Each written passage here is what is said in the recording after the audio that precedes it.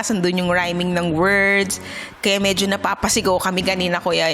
Si Emilio, iba naman po yung atake niya. Very conyo. Conyo rapper. Medyo makaka-nosebleed lang. Kaya for me, 2 points para kay Ralph. Kasi masa, kuya. Masarap ang rap ni Ralph. Sa susunod na round, nagtawag na ng rest back ang Saing Kings.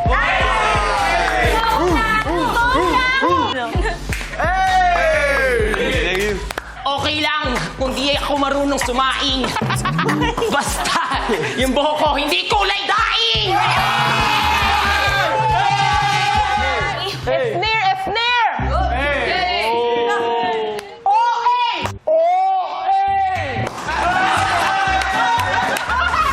Si Bia ka nga nakausap ko, hindi ko magis, ba't ikaw pa yung mas galit? OA!